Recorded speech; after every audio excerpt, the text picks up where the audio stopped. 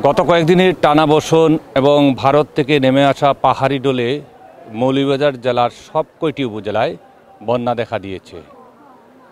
সবচেয়ে ক্ষতিগ্রস্ত দুটি উপজেলা হচ্ছে কুলাউড়া এবং রাজনগর, পাশাপাশি আরও ক্ষতি হয়েছে কমলগঞ্জ উপজেলায়। আসলে আমরা যে স্থানটিকে দাঁড়িয়ে আছি এটি হচ্ছে রাজনগর উপজেলার যেটি ডিগ্রি কলেজ প্রাঙ্গণে। তো এই প্রাঙ্গণে আমরা অনেক মানুষকে দেখছি, তারা ক্ষতিগ্রস্ত, তারা কথা বলবেন আমাদের সাথে, তাদের বাড়িঘরের কী অবস্থা সেটি তারা জানাবেন। আমরা তাদের সাথে একটু কথা বলবো। আপনার নামটা কি? আলী আমজদ। বাড়ির কি অবস্থা? বাড়ির গরত পানি আনছে, এবার টুলি উড়ে, এবারে দান পান সব বিজা জলদি চুকিছে।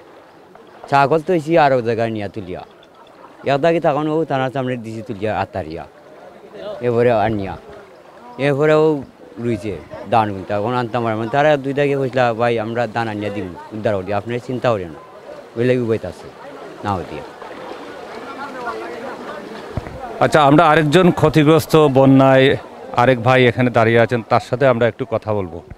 আমাদের বাড়িঘরে অনেক ক্ষয়ক্ষতি হয়েছে, আর ওই যে আমাদের গরু ছাগল এগুলা অনেক সময় এই ডিগ্রি কলেজের দোতলার উপরে অনেকে রাখছেন না, কিন্তু এখনও আমরা এদিকে কোনো কেউ আমাদের কোনো সাহায্য সহযোগিতা এখনও পর্যন্ত কেউ করে নাই, বা নৌকারও প্রয়োজন আছিল, নৌকাও কেউ আমাদের এখনও দেয় নাই। আমরা এটাই আশাবাদ ব্যক্ত করতাম যে আমাদের এই নৌকা যাতে খুব তাড়াতাড়ি দেওয়া হয়, তো আমাদের কিছু সহযোগিতা হইবে।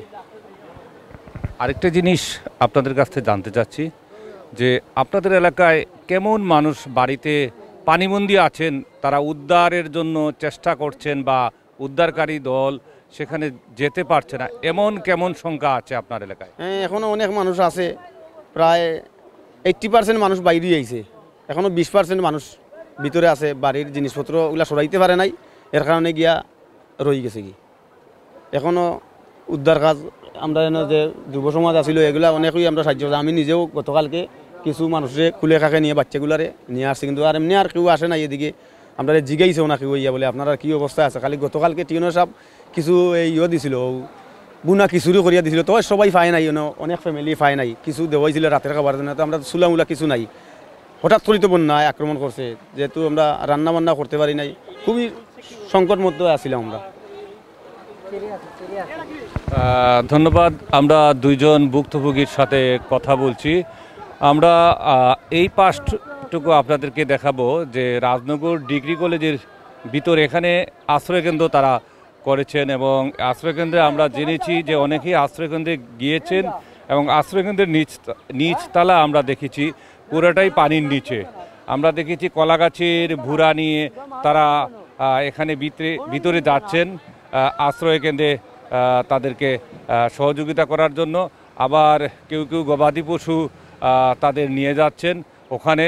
তো আমরা আসলে এই যে বন্যাটা হঠাৎ করে এত কম সময়ের মধ্যে এই যে বন্যা দেখা দিয়েছে, এটা কিন্তু কোনোভাবেই মানে সাধারণ যারা বসবাসকারী ওই এলাকায় ছিলেন তারা ভাবতে পারেন নাই যে এত দ্রুত বন্যার পানি চলে আসবে।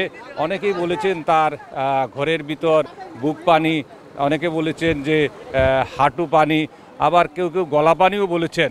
তো আসলে যেটা এখন তাদের সাথে যেটা কথা বলে আমরা বুঝতে পারলাম যে আসলে উদ্ধার কাজটা খুবই দ্রুত, এবং তাদের খাবার দাবারের সবচেয়ে বেশি সমস্যা হচ্ছে। আমরা এই পাশে আবারও একটু যদি দেখাই, এখানে আশ্রয় কেন্দ্র থেকে কিছু যেটি তাদের গবাদি পশু যেটি ছাগল নিয়ে আসছেন, সেই ছাগলগুলো আপনাদেরকে আমরা একটু দেখাচ্ছি। তারা এটি নিয়ে আসছেন বের করে। তো এইভাবে শুধু মানুষ না, এখানে পশু বা অন্যান্য জীবজন্তু এই বন্যার কারণে তারা অনেকটাই ক্ষতিগ্রস্ত হচ্ছেন।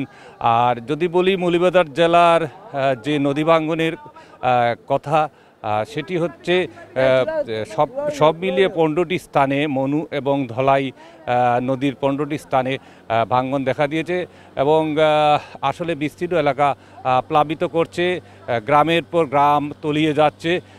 উজান থেকে পানি আসা কোনোভাবেই কমছে না।